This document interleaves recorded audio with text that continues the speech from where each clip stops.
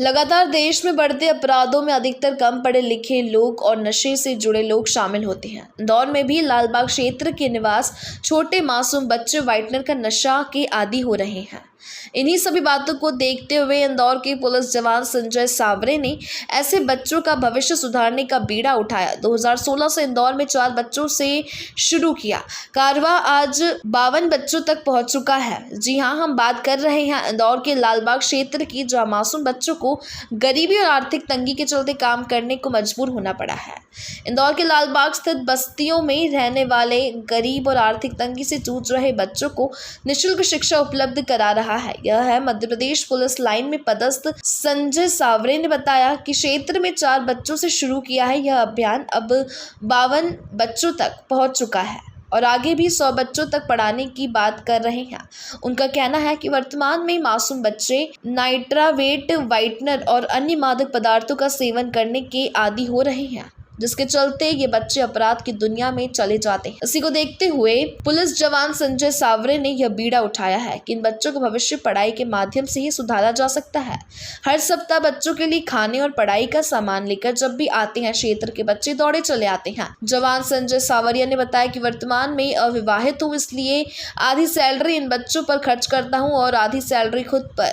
वहीं संजय सावरे ने बताया कि कोरोना के पहले करीब सभी बच्चे अच्छे नंबरों से पास हुए। पढ़ाई के लिए कोई स्थायी जगह नहीं मिलने के चलते इन बच्चों को पेड़ के नीचे पढ़ाया जा रहा है, लेकिन बरसात के मौसम के चलते अब नए जगह की तलाश में संजय सावरे जुट गए हैं ताकि इनकी पढ़ाई प्रभावित ना हो। वहीं कुछ मेधावी छात्रों को इनके द्वारा प्राइवेट और गवर्नमेंट स्कूलों में एडमिशन भी कराया गया है। आज यह बच्चे पढ़कर न सिर्फ अपने माता पिता का नाम रोशन कर रहे हैं, बल्कि समाज में भी अपना नाम रोशन किए हुए हैं। पुलिस जवान संजय सावरे ने बताया कि फिलहाल 52 बच्चों को एजुकेशन दिया जा रहा है, लेकिन आने वाले समय में अगर 100 बच्चे भी पढ़ने के लिए तैयार होंगे तो उन्हें भी इस तरह से पढ़ाया जाएगा।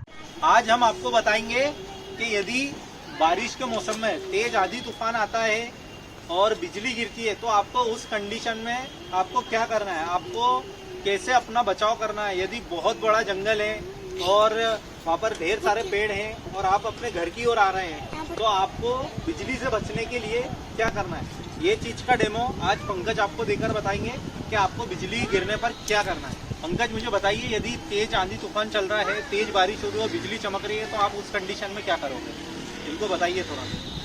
हम जब तेज आंधी तूफान और बारिश गिरती है और बिजली गिरती है तो कई बड़े पेड़ के नीचे नहीं खड़े होना और पानी के पास भी नहीं रुकना और बिजली के खंभे और तारों के पास भी नहीं जाना और न वहीं पे खुले मैदान में खड़े होके सीढ़ियों को जोड़ के और कान बंद करके ऐसे बैठ जाना। बहुत बढ़िया, ताली बजाइए। तो आप लोगों ने एक बार अच्छे से देख लिया कि आप लोगों को क्या करना है, दोनों कान बंद करना है, एड़ियों को जोड़ के नीचे बैठ जाना है। ठीक है, सभी को समझ में आ गया? सभी ध्यान रखेंगे और सभी इस चीज़ का ध्यान रखें, जब भी ऐसी कंडीशन बनेगी इसको फॉलो करेंगे। ठीक है। स्कूल कॉलेज संस्था आज तक बंद है, उसके बावजूद आप मासूम बच्चों को पढ़ाने का काम कर रहे हैं। कब से ये सिलसिला चल रहा है सर, और कितने बच्चे हैं जो अब तक अभी शिक्षित हो चुके हैं आपके द्वारा? सर, ये सिलसिला जो चालू हुआ था 2016 से हुआ था और इसकी शुरुआत जो हमने की थी एक छोटी सी बस्ती से की थी, जहाँ पर जब स्टार्ट करा था हमने तो यहाँ पर बस्ती में करीब 3 से 4 बच्चे थे जो स्कूल जाते थे और इस बस्ती में लगभग 50 के आसपास बच्चे मौजूद थे। लेकिन बहुत दुर्भाग्य की बात थी कि वहाँ बस्ती में शिक्षा को लेकर कोई जागरूकता नहीं थी। तो हमने छोटा सा प्रयास किया और वहाँ पर बस्ती में जाकर बच्चों के माता पिता से बात करी कि ये बच्चे स्कूल क्यों नहीं जाते। तो उनका जवाब हमें ये मिला कि ये पढ़ लिख के क्या करेंगे, किसी प्रकार से कुछ नहीं करना है इनको और सिर्फ मजदूरी करना है और ऐसे तमाम प्रकार की बातें उन्होंने बताई कि ये बड़े होकर थोड़ा शादी के लिए हो जाएंगे तो बस शादी कर देंगे इनकी, लेकिन शिक्षा से होगा क्या। फिर वहाँ पर जो 3 से 4 बच्चे थे उनसे मैंने बात की तो मैंने उनको बताया कि यदि हम आपको पढ़ाना चाहें तो आप पढ़ना चाहेंगे। तो उन्होंने कहा ठीक है सर, बोलते बिल्कुल हम पढ़ना चाहेंगे, आप हमें पढ़ाइए। फिर उन 3 से 4 बच्चों से हमने क्लास चालू करी और जब क्लास चालू करी तो पहली क्लास में ही उनको देख के अन्य बच्चे और मोटिवेट हुए। तो ऐसे धीरे धीरे करके हमारा शुरुआत हुई 2016 से 4 बच्चों से और वो जो काफ़िला था अब 52 बच्चों तक पहुँच चुका है। और फिर इसके बाद जब बच्चों को हमने पढ़ाना चालू करा तो उसमें से कई बच्चे ऐसे थे जो स्कूल नहीं जाते थे। फिर उनका हमने आसपास के सरकारी स्कूल और जो भी प्राइवेट स्कूल्स हैं उसमें एडमिशन कराना चालू करें। हर संडे इनकी क्लास लगाना चालू करी जिसमें इनको जो स्कूल पे पढ़ाया जाता है, स्कूल पे पढ़ाने के साथ साथ ही हमने खुद भी पढ़ाना चालू करा ताकि ये बच्चे शिक्षा से वंचित ना रहें।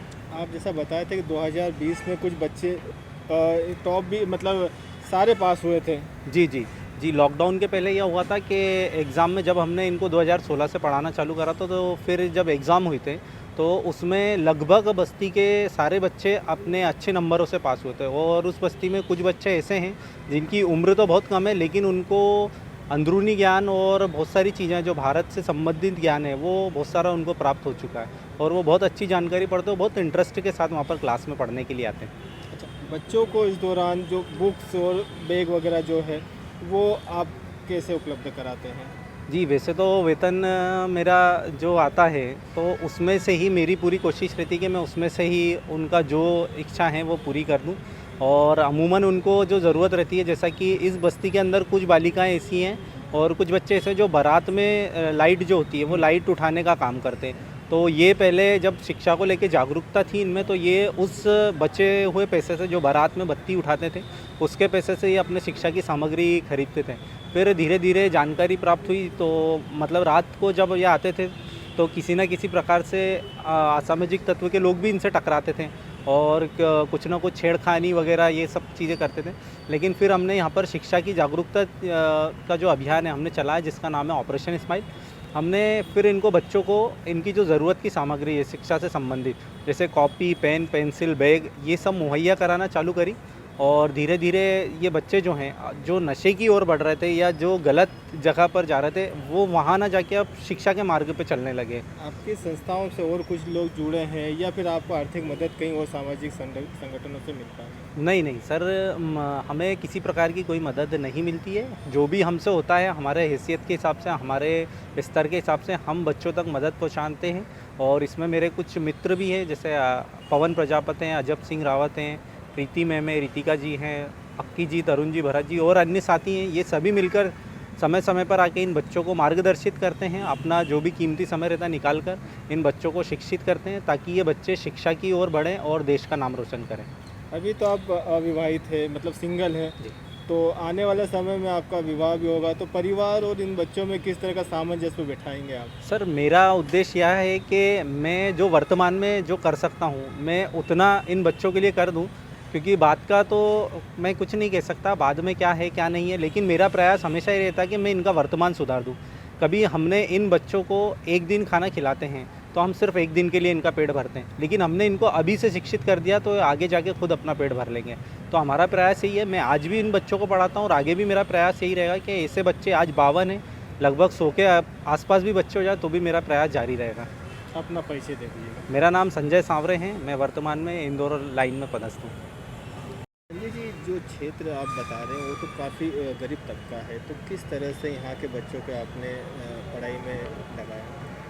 सर, यहाँ पर जो बच्चे हैं जैसा कि आपने देखा होगा अभी एक नशा है वाइटनर का, जो नशा है उसकी ओर बच्चे और बिल्कुल खास करके कम उम्र के बच्चे बहुत जल्दी आकर्षित हो रहे हैं। तो यदि हम इन बच्चों को शिक्षित ना करते तो अमूमन ये जो गरीब बस्ती के और जो बिल्कुल जो दयनीय परिस्थिति के बच्चे हैं, क्योंकि इनको इनके माता पिता की तरफ से किसी प्रकार का कोई मार्गदर्शन रहता नहीं है, वो भी मजदूरी करते हैं, दिन भर बिजी रहते हैं, तो वो ध्यान नहीं दे पाते बच्चों पे। तो वो यदि इनको शिक्षित नहीं किया जाता तो डेफिनेटली ये बच्चे शिक्षा की ओर ना बढ़ के इस नशे की लत में लग जाते हैं।